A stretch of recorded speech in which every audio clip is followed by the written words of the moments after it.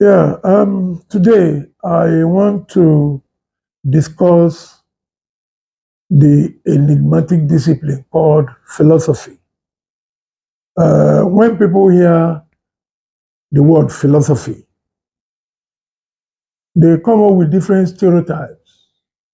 The most popular of which is that once you study philosophy or you are associated with philosophy or that you are a philosopher, it means you do not believe in God. Um, some also call those who deal with philosophy as Confucianists, people who like asking questions unnecessarily, or those who like criticizing all the time.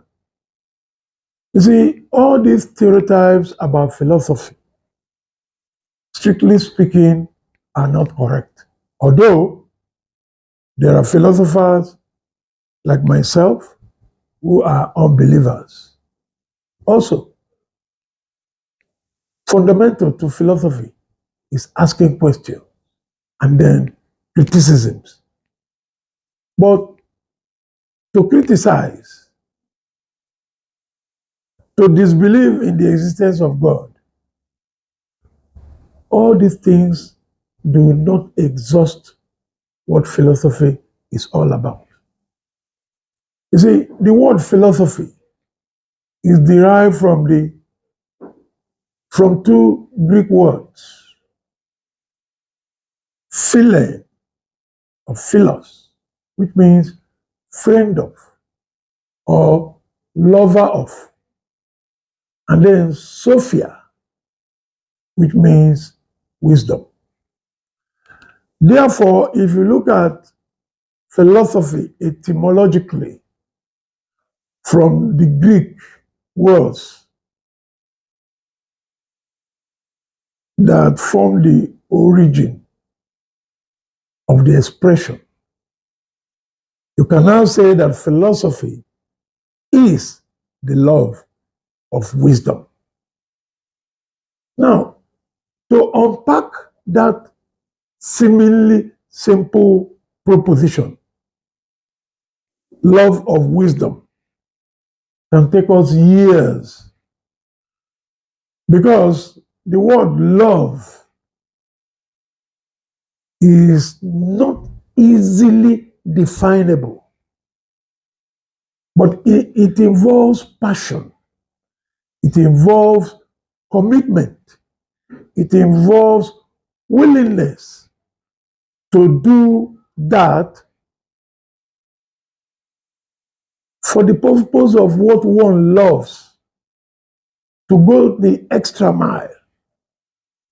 So when you say philosophy is the love of wisdom, implicit in that definition is passion, burning desire, commitment, determination to acquire wisdom. Then, when you talk about wisdom, wisdom is not easy to define as well. However, inherent in the concept of wisdom is the concept of knowledge, the concept of experience, the concept of honesty, the concept of integrity. In fact, wisdom, to a large extent, is both epistemological and moral. So, well, let us say, for the purposes of our discussion, that philosophy is the love of wisdom. And anyone who studies philosophy, either in a formal institution like a university or a seminary, or who is so interested in philosophy that he or she regularly reads philosophical literature, what it simply means is that the person loves wisdom. And as Socrates, one of the iconic ancient Greek philosophers, said, more than 2,500 years ago. An unexamined life is not worth living. Which means that if you are a lover of wisdom, then you cannot live an unexamined life, because an unexamined life is actually contrary to the life of wisdom. Now, like I said, the stereotypes about philosophy with which I started this discussion capture some tidbits about philosophy. However, one thing that is very germane in philosophy is curiosity, the willingness to know, the desire to find out. You cannot have the philosophical temperament if you are the gullible type. Anything you hear, anything you read, you accept without question. That is not a philosophical attitude. Imbued in philosophical attitude is curiosity, the capacity to ask relevant questions, relevant and clear questions, the desire to seek answers, and seeking answers in the right or appropriate places. You see, this is one area where philosophy is different from religion. Because in religion, certain literature are described as holy books, sacred literature, and one is expected to accept as true whatever is contained, all the claims in those holy, so-called holy scriptures. So that if you're a Christian, for example, you're expected to accept lock, stock, and barrel all the contents of the Bible.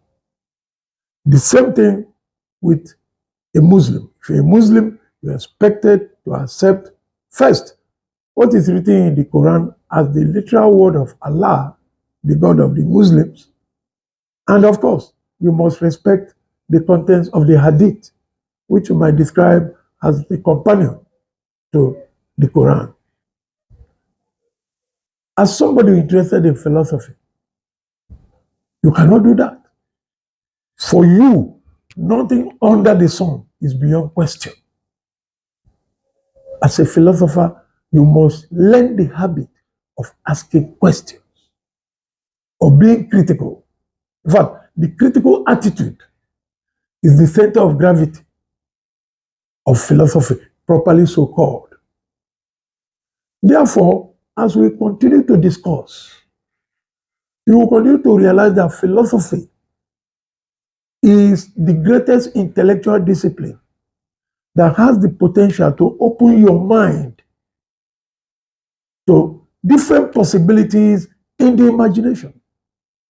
In other words, you can see philosophy as an intellectual liberator, liberating people from mental enslavement.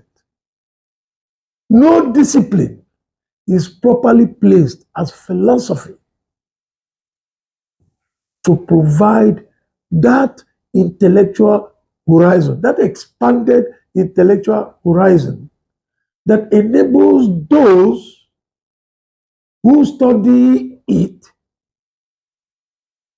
to look critically at themselves to start with, interrogate, question the beliefs, the attitudes, the way they live their lives. And then, of course, such critical attitude must be extended to nature, to society, and fellow human beings.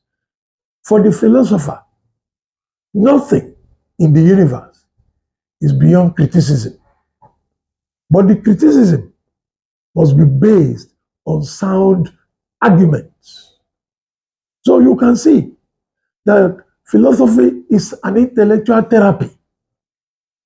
Just as you have therapies for different bodily ailments, philosophy is the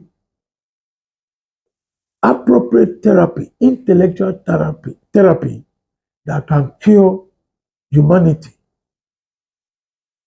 Various types of intellectual maladies that people suffer from. So, as Epicurus, the ancient Greek philosopher, said, everyone should make haste to study philosophy because it is in the study of philosophy that you can attain the highest intellectual liberation possible. In due course, we are going to discuss different branches of philosophy. But for now, the take home is this, that philosophy is the love of wisdom and that every human being needs philosophy.